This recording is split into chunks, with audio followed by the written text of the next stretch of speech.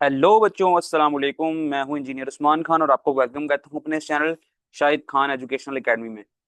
तो जी, हम पढ़ रहे हैं क्लास 9 केमिस्ट्री न्यू बुक का चैप्टर नंबर 8। और आज का जो हमारा टॉपिक है वो है आयोनाइजेशन एनर्जी। अगर आप इस चैप्टर में आ गए हैं, इस वीडियो में अगर आप आए हैं पहली बार, तो मैं आपसे एक ही बात करूंगा कि आप चैप्टर नंबर 8 का लेक्चर नंबर 1 से स्टार्ट करें सुनना। अगर आप वहां से स्टार्ट करेंगे सुनना तो अभी तक आप यहाँ पर पहुंचेंगे ना, तो आपको सारे के सारे कॉन्सेप्ट क्लियर होते जाएंगे। तो बहुत सारे कॉन्सेप्ट हैं इस चैप्टर में जो हम हर लेक्चर में अलग अलग तरह से डिस्कस करते जाते हैं। तो आप सुनते आए और फिर आयोनाइजेशन एनर्जी तक पहुंचे, तो फिर आपके लिए बहुत फायदा होगा। तो आज हम स्टार्ट करते हैं आयोनाइजेशन एनर्जी। तो डेफिनेशन क्या कहती है इसकी, वो सारी बातें अब हम देख लेते हैं। तो हम एक छोटा सा ना यहाँ पर एक काम करते हैं कि यहाँ पर स्टार्ट करते हैं आयोनाइजेशन एनर्जी को रफली समझने के लिए, फिर हम बुक की वर्डिंग भी देख लेंगे बुक हमसे क्या कहती है। आयोनाइजेशन एनर्जी, मैं एक छोटा सा काम करता हूँ। जिस तरह मैंने एटॉमिक रेडियस अगर आपने समझा मुझसे, तो मैंने यहाँ पर यही काम किया था, पीरियोडिक टेबल पकड़ लिया था और उसके अकॉर्डिंग आपको समझाया था। तो इसी तरह मैं यहाँ पर पीरियोडिक टेबल लूंगा। पीरियोडिक टेबल का मैं पीरियड नंबर 2 ले लेता हूँ, ठीक है, और ग्रुप नंबर 1 ले लेता हूँ। यहाँ से मैं सिर्फ दो एलिमेंट्स पीरियड के पकड़ लूंगा और दो एलिमेंट्स यहाँ से मैं ग्रुप के पकड़ लूंगा। तो इसके नंबर ऑफ शेल्स वगैरह देखते हुए हम सारी बातें ना समझ लेंगे। अच्छा जी, यहाँ पर अब आप देखें, अगर मैं यहाँ पर लिथियम की बात करता हूँ, सेकंड नंबर पीरियड है, ठीक है, सेकंड नंबर पीरियड का पहला मेंबर है लिथियम। लिथियम की बात करेंगे, बेरिलियम की करेंगे, और ग्रुप वाइज जाएंगे तो फिर टॉप टू बॉटम लिथियम और सोडियम की बात कर लेंगे। अब आयोनाइजेशन एनर्जी हमें क्या कहती है, तो हम स्टार्ट करते हैं लिथियम से। तो लिथियम जिसका एटॉमिक नंबर 3 है और उसकी इलेक्ट्रॉनिक कॉन्फ़िगरेशन होगी 1s2 और 2s1। ये कहां से आया, ये लेक्चर नंबर 2 देखो इसी चैप्टर का, तो आपको ये बातें क्लियर हो जाएंगी कि इलेक्ट्रॉनिक कॉन्फ़िगरेशन मैंने किस तरह की। अगर नहीं समझना तो कोई बात नहीं है, मैं यहाँ पर भी कुछ ना कुछ इतना तो समझा दूंगा आपको कि आपको लेक्चर नंबर 2 देखने की जरूरत ना पड़े, लेकिन देख लोगे तो आपके लिए ही फायदा है। बहरल यहाँ पर ना नंबर ऑफ शेल्स 1 और 2, दो शेल्स बनते हैं इसके, ठीक है, मैं बना भी लेता हूँ। ये न्यूक्लियस बनाया अंदर मैंने, एक ही दफा प्लस है, ये दो दफा बन गया गलती से। पहला शेल और ये दूसरा शेल, ये दो शेल हो गए। पहले शेल के अंदर दो इलेक्ट्रॉन है लगा देते हैं, अगले शेल के अंदर एक इलेक्ट्रॉन है लगा देते हैं। ठीक है, ये हो गया मेरे पास लिथियम।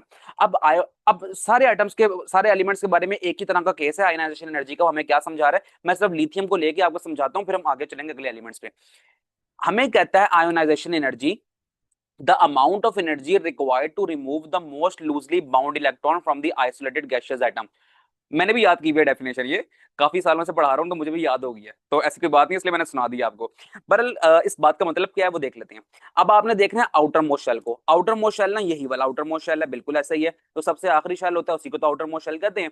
और आउटर मोस्ट शेल के ऊपर एक इलेक्ट्रॉन है, तो हम इसको कह देंगे वैलेंस इलेक्ट्रॉन या फिर आउटर मोस्ट शेल का आउटर मोस्ट इलेक्ट्रॉन, बिल्कुल।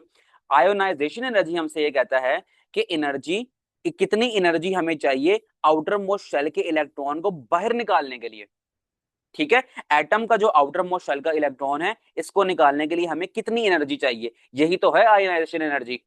चलो भाई, ठीक होगी बात। अब हम चलते हैं अगली एग्जांपल की तरफ, जो कि हम पीरियड अक्रॉस द पीरियड जाए ना, from left to right, left से राइट की तरफ अगर हम जाएं, तो हमारे पास जो अगला मेंबर आता है लिथियम से वो आता है बेरिलियम।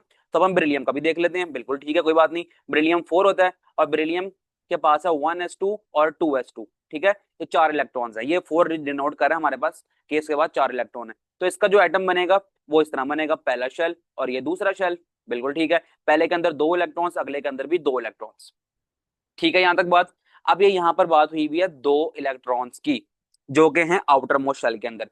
अब आयोनाइजेशन एनर्जी इस केस में हमसे क्या कहना चाह रहा है वो बात हम समझेंगे।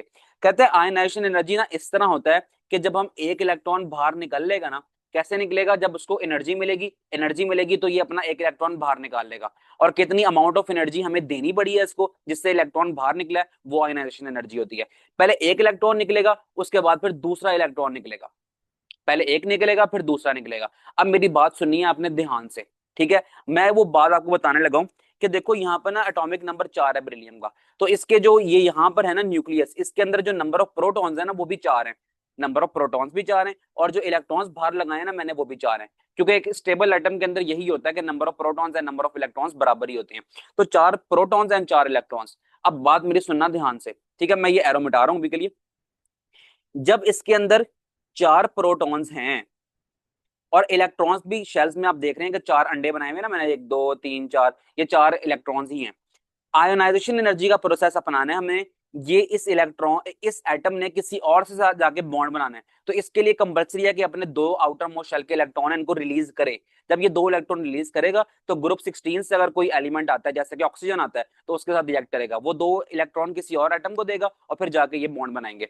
तो ये एक कॉन्सेप्ट है, तो दो इलेक्ट्रॉन्स को रिलीज करने ही करने हैं, ठीक है, बॉन्ड बनाने के लिए, स्टेबिलिटी हासिल करने के लिए। आपने पढ़ा ना चैप्टर नंबर 3 में कि हर एटम के लिए जरूरी होता है कि वो स्टेबिलिटी अटेन करे। कैसे करेगा? जब जिसके पास आउटर मोस्ट शेल में इलेक्ट्रॉन्स एक होगा, दो होंगे या फिर तीन होंगे, तो वो हमेशा अपने इलेक्ट्रॉन लूज करेंगे और किसी ऐसे के पास जाएंगे जिसके पास इलेक्ट्रॉन ज्यादा हैं, फिर आपस में रल मिलके ना इलेक्ट्रॉन्स 8 पूरे कर लेंगे जिससे वो स्टेबिलिटी अटेन कर लेंगे।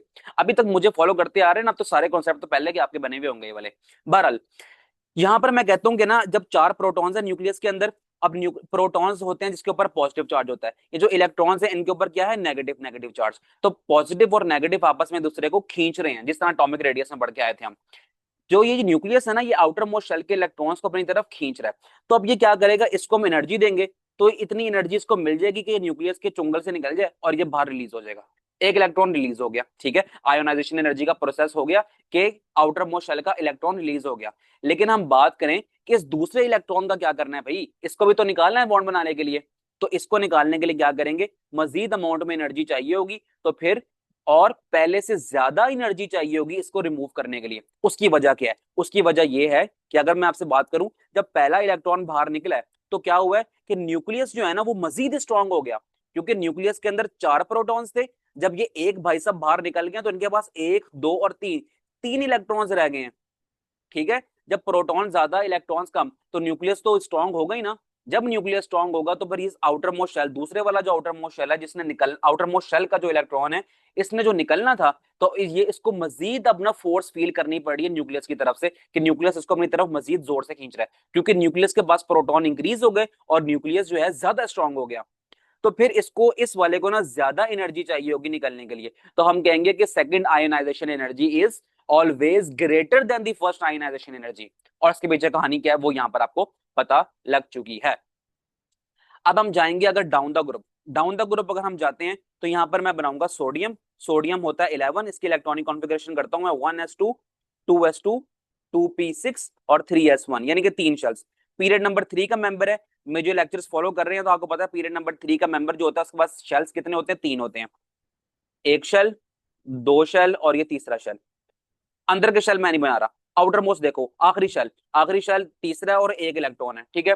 तो सोडियम में से एक इलेक्ट्रॉन निकलेगा तो उसको हम बोलेंगे कि कितने अमाउंट में एनर्जी सोडियम ने हासिल की, और इस इलेक्ट्रॉन ने, एक्चुअली इस इलेक्ट्रॉन ने कितने अमाउंट ऑफ एनर्जी हासिल की, और एनर्जी हासिल करते ही ये न्यूक्लियस की फोर्स ऑफ अट्रैक्शन को ओवरकम कर गया और इसको छोड़ के चला गया। तो ये है आयनाइजेशन एनर्जी। एक इलेक्ट्रॉन निकलेगा तो फर्स्ट आयनाइजेशन एनर्जी। अगर ग्रुप 2 की बात करें, बेरिलियम जो है ग्रुप 2 का मेंबर है ना, अगर ग्रुप 2 की बात करेंगे तो उसके आउटर मोस्ट शेल के अंदर दो इलेक्ट्रॉन्स होंगे, तो दो इलेक्ट्रॉन्स क्या निकलेंगे? वन बाय वन निकलेंगे। तो पहला इलेक्ट्रॉन तो निकल जाएगा, लेकिन जब दूसरा इलेक्ट्रॉन की बारी आएगी ना, तो फिर ये होगा, दूसरे इलेक्ट्रॉन की जब बारी आएगी तो उसको ज्यादा एनर्जी चाहिए होगी एटम से निकलने के लिए। क्यों? क्योंकि न्यूक्लियस हो चुका है स्ट्रॉन्ग, नंबर ऑफ प्रोटॉन ज्यादा होने की वजह से।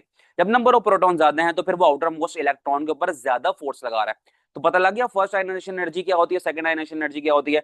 तो आप एक चीज और देख लो, अगर हम ट्रेंड की बात करें इसके कि डाउन द ग्रुप जाएं तो फिर आयनाइजेशन एनर्जी कैसे इंपैक्ट करती है, और अगर हम from left right in a period जाएं तो कैसे इंपैक्ट करती है। देखो अगर हम ना बात करते हैं ना from top to bottom, top to bottom तो आप यहां से देख सकते हो, थोड़ा सा मैं इसको जूम आउट कर लूं, हाँ ठीक है। टॉप टू बॉटम तो आप यहां से देख सकते हो। अगर हम लिथियम की बात करें, लिथियम ऊपर है, देख लो लिथियम ऊपर है और सोडियम नीचे है।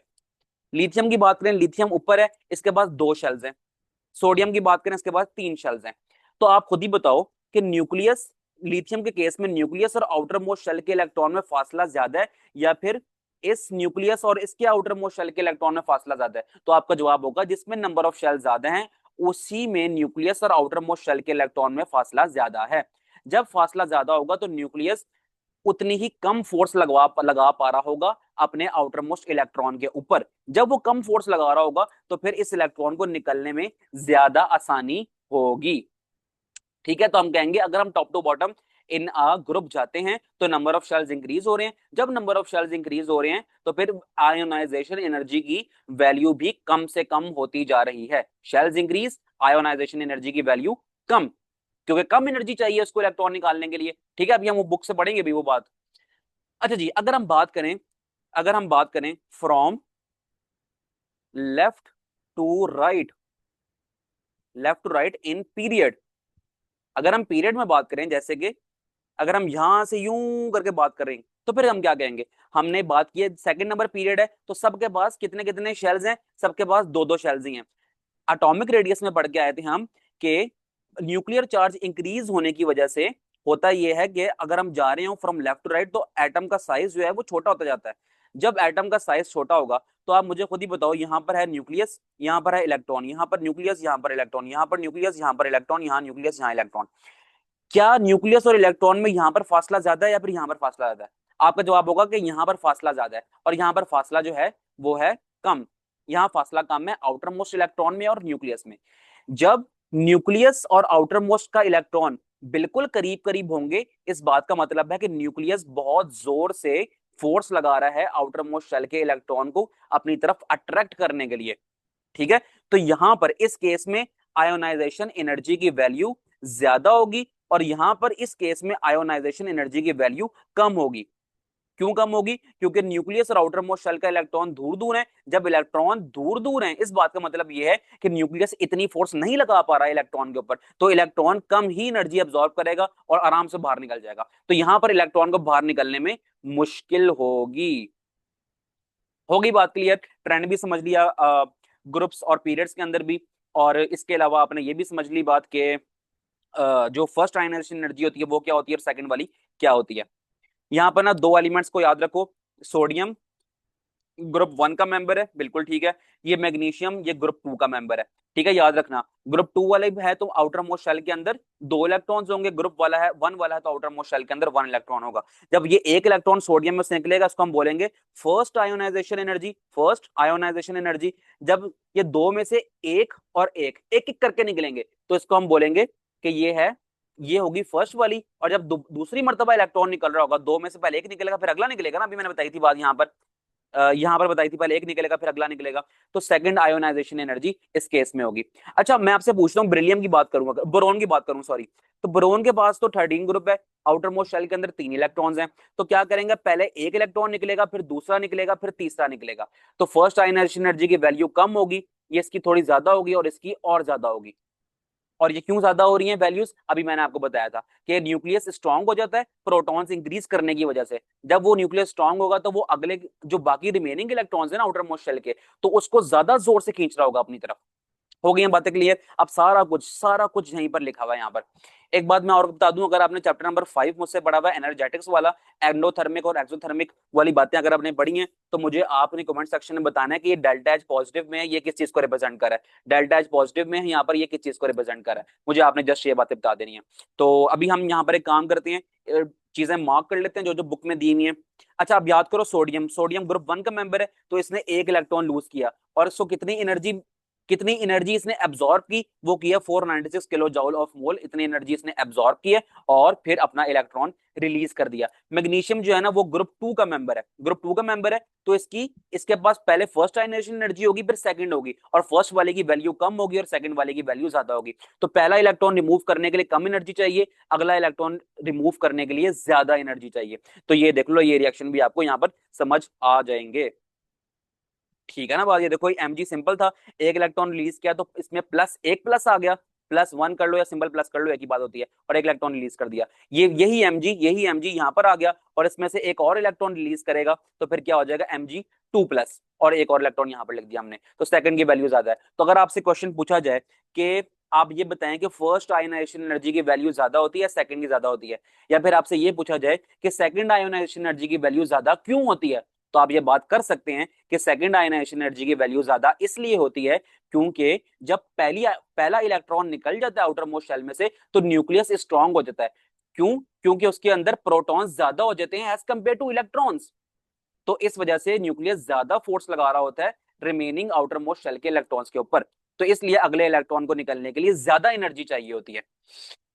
ओके जी, अब मैं क्या करता हूँ, यहाँ पर सारा कुछ आप पढ़ लें, कोई ऐसी चीज नहीं है यहाँ पर कि मैं आपको पढ़ के यहाँ पर बोर करूँ, मैंने सारा कुछ यहाँ से समझा दिया आपको। अब मैं सिर्फ एक काम करता हूँ, आपको मार्किंग करवा देता हूँ कि आपने याद क्या करना है, और कुछ समझना है तो आपने मुझे कमेंट सेक्शन में जरूर बताना है। तो ये आसान सा टॉपिक हमारा तकरीबन यहाँ पर खत्म ही हो गया। अच्छा जी, डेफिनेशन कर लें। इंपॉर्टेंट लॉन्ग है, पहले ही लिख दूं यहाँ पर मैं, important long.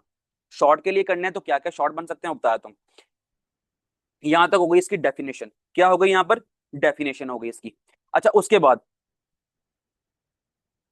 What is first ionization energy, यहां से लेकर यहां तक कहता है कि जब when there is only one electron present in the valence shell, जब आउटर मोस्ट शेल के अंदर सिर्फ एक इलेक्ट्रॉन हो, तो उसको निकालने के लिए जितनी एनर्जी चाहिए होती है, तो उसको हम कहते हैं फर्स्ट आयोनाइजेशन एनर्जी। मैंने सोडियम पे टिक क्यों लगाया है, पता लग गया होगा आपको, जवाब दे देना कमेंट सेक्शन में कि क्यों लगाया था यहाँ पर मैंने टिक। अच्छा जी, आप यहाँ पर फर्स्ट आयोनाइजेशन एनर्जी की ना एग्जाम्पल करें, एग्जाम्पल करें, यहाँ डेफिनेशन हो गई ना यहाँ तक, और यहाँ से लेकर यहाँ तक आप ना इसकी एग्जाम्पल करें। अच्छा, ये अलग पॉइंट बना दिएगा इसका, और एग्जाम्पल का यहाँ से लेकर ना यहाँ तक अलग पॉइंट बना दिएगा। तो फर्स्ट आयोनाइजेशन एनर्जी की डेफिनेशन कर लिया आपने, आयोनाइजेशन एनर्जी की भी डेफिनेशन आपने कर ली यहाँ से। ये अलग अलग शॉर्ट बता रहा हूँ, लॉन्ग के लिए तो आपने सारा याद करना है इसको। अच्छा जी,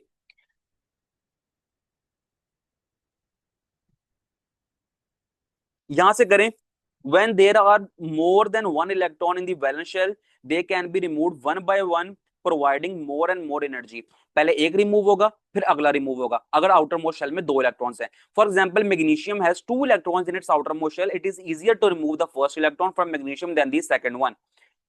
तो हम इसकी बातें यहां पर लिख सकते हैं कि आप ये कर लेंगे, ठीक है, क्वेश्चन मिला लें। What is second ionization energy, ठीक है, what is second ionization energy, या फिर what is meant by second ionization energy, तो यहां से लेकर यहां तक लिख लेना। आगे चलते हैं। Ionization energy values is related to the atomic size, the smaller the radius. ठीक है, ये वो बात बताई भी है यहाँ पर, आप इसकी हेडिंग बना लें, variation, variation in group, groups and periods. ठीक है, यहां से लेकर यहां तक ये बात कवर होगी है। तो ठीक होगी ये बात, यहाँ से ये जो वैल्यूज लिखी हुई हैं इनको याद करने की जरूरत नहीं है, मैं सिर्फ समझा देता हूँ आपको। अगर हम फर्स्ट ग्रुप की बात करें ना, पहले ग्रुप में लिथियम है, सोडियम है, पोटेशियम है, रुबेडियम है, सीजियम है, इनकी आप वैल्यूज देख लो, इनकी आप वैल्यूज देख लो, ज्यादा है, कम है, फिर कम है, फिर कम है, फिर कम है। क्यों कम हो रही है, क्योंकि एटम का साइज जो है वो इंक्रीज पे इंक्रीज करता जा रहा है। जब एटम का साइज इंक्रीज हो रहा है तो आउटर मोस्ट शेल का इलेक्ट्रॉन और न्यूक्लियस में फासला बढ़ता जा रहा है। जब फासला बढ़ रहा है, इस बात का मतलब ये है कि न्यूक्लियस कम से कम फोर्स लगा पा रहा है आउटर मोस्ट शेल के इलेक्ट्रॉन को, तो इसलिए वो जब न्यूक्लियस फोर्स कम लगा रहा है, अपनी तरफ अट्रैक्ट कम कर रहा है, तो फिर ये आराम से निकल जाएगा। इसको थोड़ी मुश्किल होगी और इसको निकलने में और मुश्किल होगी, क्योंकि न्यूक्लियस और आउटर मोस्ट शेल का इलेक्ट्रॉन पास पास है। ये पीरियड वाला भी आप पढ़ सकते हो खुद से। यहाँ पर ना एटम का साइज जो है ना छोटा होता जा रहा है, जब छोटा होता जा रहा है इस बात का मतलब ये है कि न्यूक्लियस और आउटर मोस्ट शेल का इलेक्ट्रॉन करीब करीब होता जा रहा है, तो फिर न्यूक्लियस आउटर मोस्ट शेल के इलेक्ट्रॉन को ज्यादा जोर से अपनी तरफ खींचेगा और उसको निकलने में मजीद दुश्वारी होगी, तो उसको ज्यादा एनर्जी चाहिए होगी अपना एटम छोड़ने के लिए। और एटम छोड़ना क्यों है, बॉन्डिंग करने के लिए, बस। तो ये हो गया जी आपका कंप्लीट लॉन्ग क्वेश्चन। अलग से शॉर्ट क्या क्या बन सकते हैं वो सब मैंने आपको मार्क करवा दिए। तो फिर अपना रखें बहुत सारा ख्याल, और मिलते हैं अब हम नेक्स्ट टॉपिक इलेक्ट्रॉन एफिनिटी पे। ओके जी, अल्लाह हाफिज।